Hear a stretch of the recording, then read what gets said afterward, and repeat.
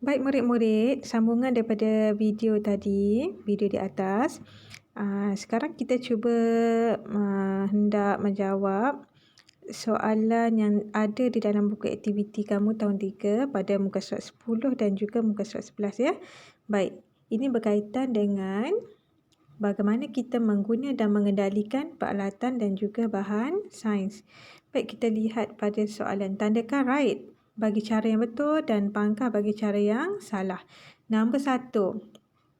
Murid tersebut memegang spesimen iaitu spesimen rama-rama dengan menggunakan tangan semasa mengendalikan aktiviti. Betul ke salah murid-murid?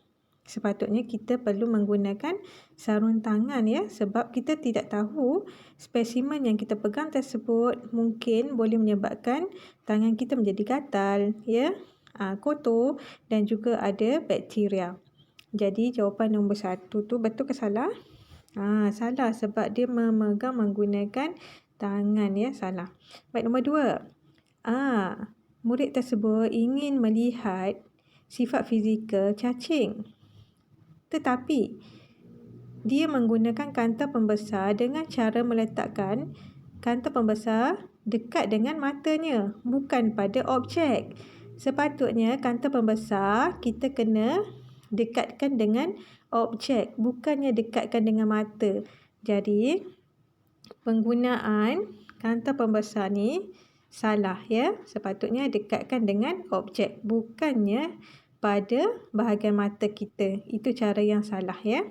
Baik, nombor 3. Murid tersebut hendak melihat sifat fizikal spesimen iaitu pepatung di dalam botol. Patung tersebut berada di dalam botol dalam keadaan penutup botol ditebuk lubang ya. Kalau kamu lihat penutup botol ni ditebuk lubang. Jadi lubang tu membolehkan udara keluar masuk. Ini membolehkan spesimen iaitu pepatung ni dapat bernafas dengan baik ya. Jadi jawapan nombor 3 betul. Baik, nombor 4. Murid tersebut ingin mengukur panjang sehelai daun. Matanya tepat pada senggat ukuran. Tepat pada senggat ukuran ya. Murid tersebut melihat tepat pada senggat ukuran di bahagian pembaris. Bukannya dia perhati daripada tepi meja. Tetapi dia perhati daripada atas, bahagian atas. Jadi caranya betul ke salah murid-murid? Betul ke salah? Betul ya, caranya betul. Baik, nombor 5. Murid tersebut hendak mengacau larutan di dalam bikar. Ya, dia menggunakan rod kaca. Dia tidak mengacau larutan tersebut menggunakan jari ataupun menggunakan tangan. Dia menggunakan rod kaca untuk mengacau larutan tersebut. Betul ke salah? Ya, betul ya. Kita tidak boleh mengacau menggunakan jari, tidak boleh mengacau menggunakan sudu makan ya. Sebab aktiviti yang kita berlangsung di dalam bilik sains perlu menggunakan alat radar sains ya. Seterusnya nombor 6. Setelah menjalankan aktiviti, murid tersebut meletakkan ataupun membuang sisa spesimen iaitu tanah ke dalam lubang sinki. Betul ke salah ni? Tanah dibuang dalam lubang sinki. Cara ni tidak betul kerana tanah tersebut boleh menyebabkan sinki tersumbat. Di dalam sinki kita hanya boleh buang spesimen yang berbentuk cecair ya, sisa dalam bentuk cecair. Sisa dalam bentuk pepejar seperti tanah ni kita kena buang di dalam tong sampah ataupun bekas khas. Okey. Boleh murid-murid? Okey. Seterusnya kita lihat pada muka surat 11. Perhatikan kaedah mengendalikan spesimen di bawah. Tandakan right bagi cara yang betul dan pangkah bagi cara yang salah. Nombor 1. Mengumpulkan spesimen. Dia menggunakan banyak cacing ataupun banyak spesimen. Botol B, dia hanya menggunakan seekor spesimen.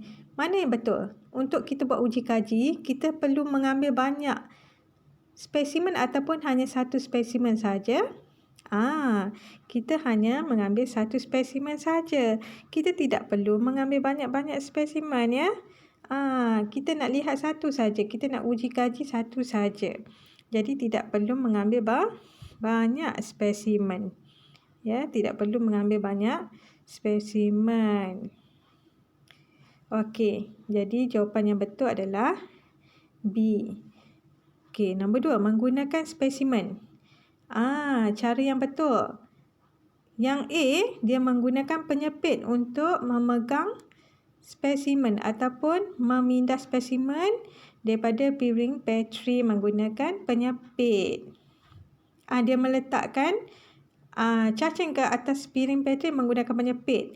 Sementara gambar B, dia menggunakan tangan memegang cacing. Mana yang betul? Bolehkah kita pegang spesimen menggunakan tangan? Tak boleh. Kita kena guna penyepit. Jadi yang betul adalah gambar A. Okey, nombor 3. Melepaskan spesimen.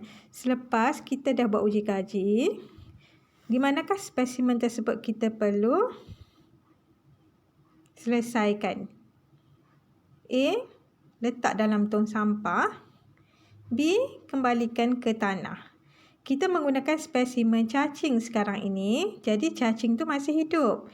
Adakah kita perlu membunuhnya? Tidak. Kita tidak boleh membunuh cacing tersebut. Kita kena kembalikan cacing yang telah diuji kaji tadi ke tempat asalnya. Bukannya ke dalam tong sampah. Ya, tong sampah ni tak boleh letak dalam tong sampah. Salah ya. Tong sampah ni salah. Kita kena kembali ke tempat asalnya di tanah. Okey murid-murid, cikgu rasa perkongsian pada muka surat 10 dan 11 boleh memantapkan lagi pengetahuan